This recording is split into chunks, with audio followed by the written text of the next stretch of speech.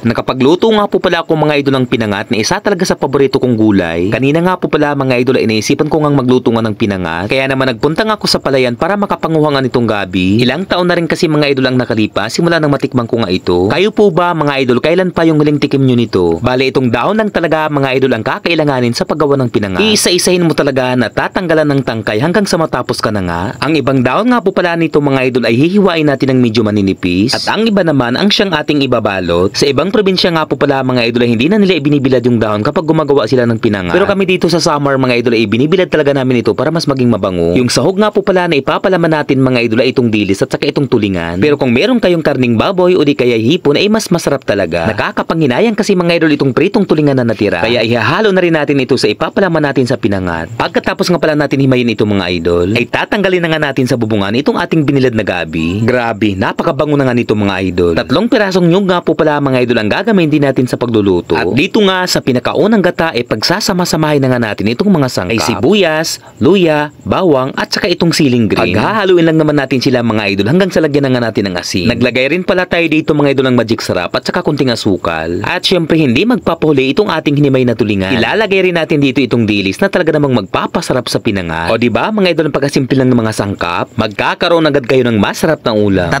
layer nga po pala ng dahon ng gabi mga idol ang gagamitin natin sa pagbabalot. At dito sa gitna mga idol ay ilalagay natin itong dahon ng gabi na binilad at susundan ito ng mga sangkap na may gata. At pagkatapos ay babalutin na natin ito ng maayos. Uulitin mo lang naman mga idol yung ganitong pamamaraan sa pagbabalot hanggang sa matapos ka na nga. Gagamit din pala tayo dito ng dahon ng jug pang tali para hindi siya masira. O diba mga idol, napakabilis lang namang gawin. Bago nga pala natin ito ilagay sa kaldero mga idol ay maglalagay nga pala tayo ng dahon ng saging para hindi siya masunog. At yung mga natirang sabaw ay ibubuhos din natin para lumambot na nga itong ating pinangat. Aabot kasi mga idol ng lampas 1 oras ang pagluluto nito.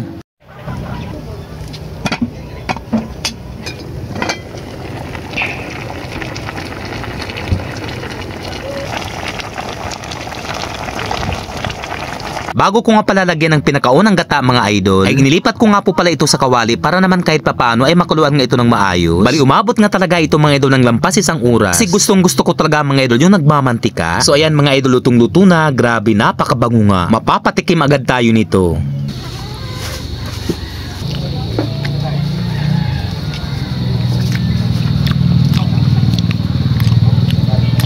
Ayan, luto na mga idol yung pinangat. First time nating gumawa ng pinangat.